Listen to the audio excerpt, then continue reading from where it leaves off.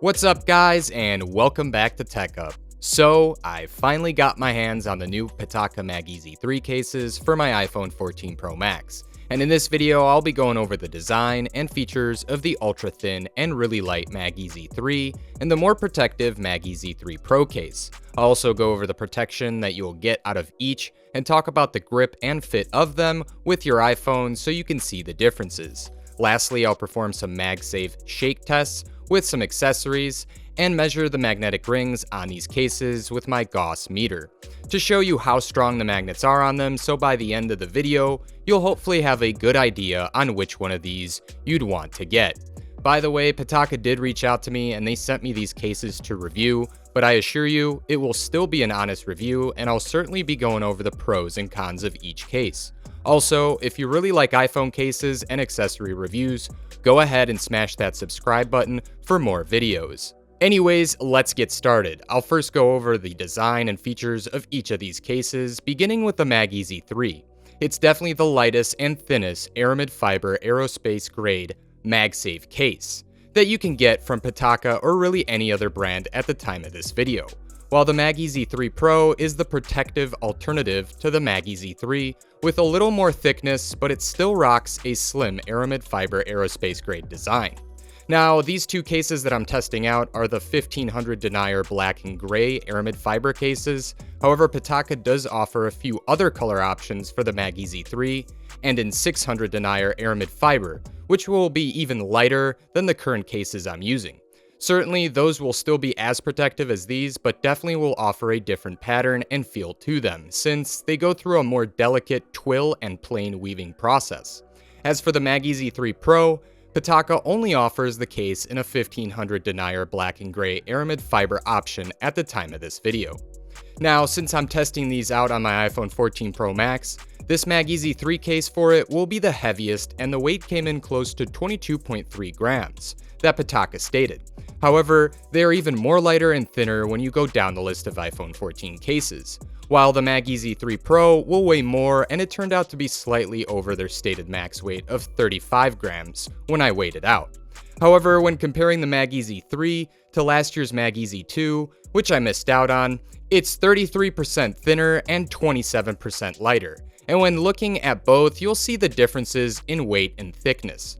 Moreover, the new Pro case hasn't changed much from last year, with it still offering that same all-around fully protective design, unlike the partially protected MagEZ 3.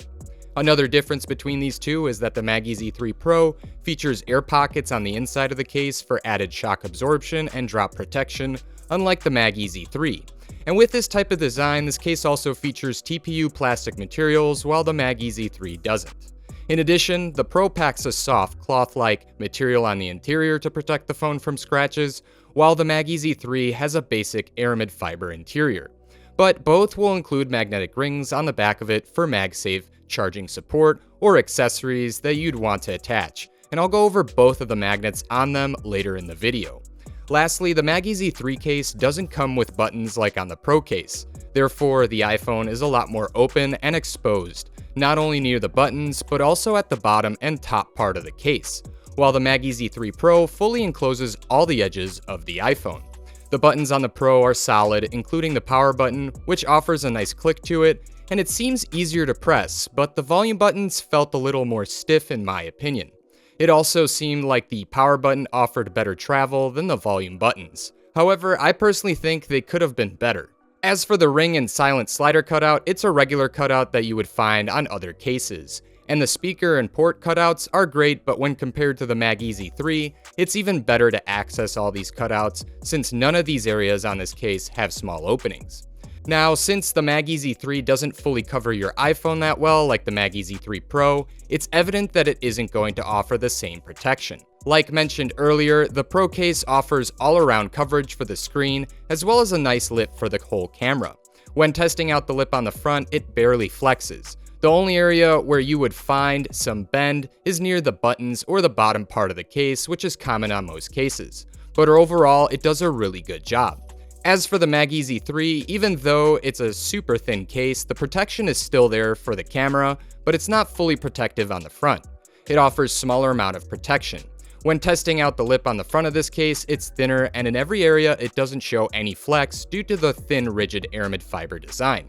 However, when using this type of case daily, it's clearly not as great in terms of protection when compared to the Pro, since we all most likely will encounter the unexpected, with our phone dropping by accident at some point, and it's definitely more worrisome when using this type of case since there's a greater chance of your iPhone getting nicks or scratches in these 4 unprotected areas. Anyways, aside from the protection of these cases, the grip and fit is different as well, since the full protection that's on the MagEZ 3 Pro adds more width to the case, making the edges bigger when gripping it.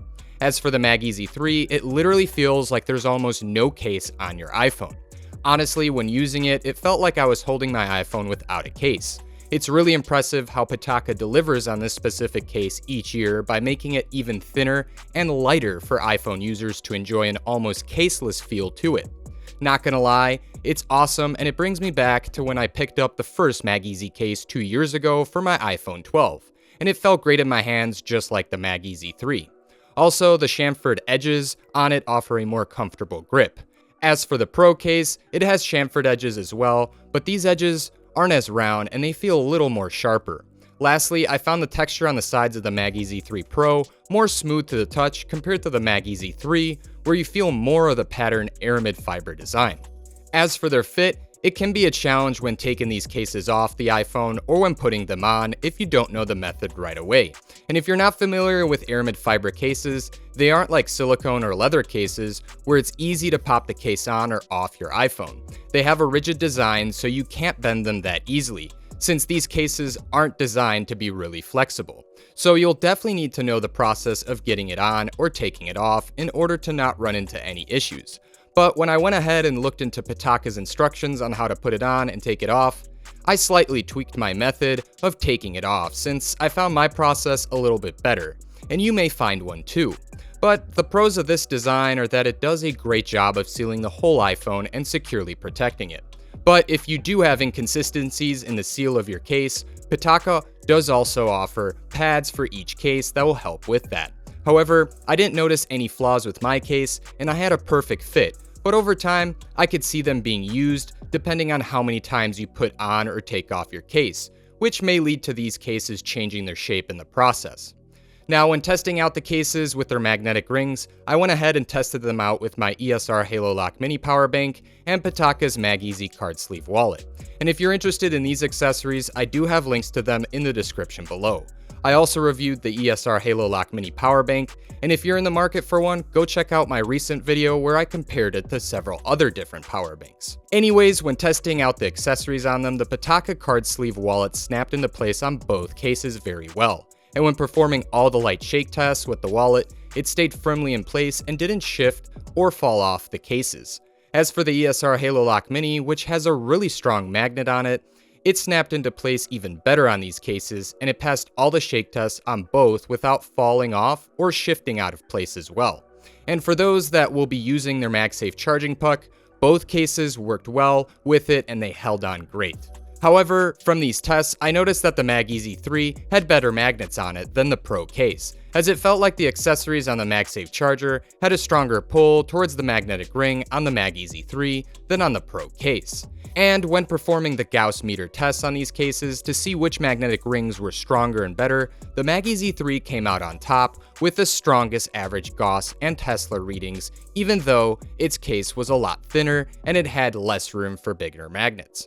From these tests, it showcased stronger magnetic readings than the MagEZ 3 Pro case, with and without the iPhone in the cases. And to me, that made sense since I noticed that the MagEZ 3 offered stronger magnetic rings from testing it out with my accessories.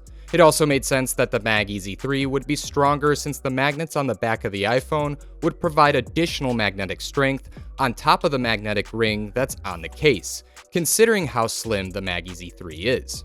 Overall, Pitaka has been making fantastic Aramid fiber cases, and they once again delivered on making them great. But throughout this review, I did notice some flaws, including how they're fingerprint magnets. Nevertheless, that's something that's common on all the Aramid fiber cases I've tested, and I have yet to find one that doesn't show fingerprint smudges or MagSafe charging smudges that need to be cleaned. Also, these buttons on the Pro case can be slightly improved by making them more clicky. But for the most part, I found the MagEZ 3 Pro as a solid everyday case for most iPhone users like myself. However, if you're someone who doesn't care with being too protective with your iPhone, but you're rather looking for that nice grip and fit while holding your iPhone, then the MagEZ 3 is a perfect option. I tend to see this case being used more when I'm chilling at home or when I really want to rock a thin case on nice occasions. I certainly wouldn't be putting this case on when I'm going to be really active throughout the day, considering I don't want to risk dropping my phone and getting nicks or scratches in the areas that are unprotected. However, everyone's got a different point of view, but I hope you got to see which Pitaka case you'd really want to get. By the way, if you're interested in these cases, I do have links in the description below, and if you enjoyed this video, go ahead and hit that like and smash that subscribe button if you're looking forward to more reviews like this one. Alright guys, as always, thanks for watching, and I hope to see you back here for the next one.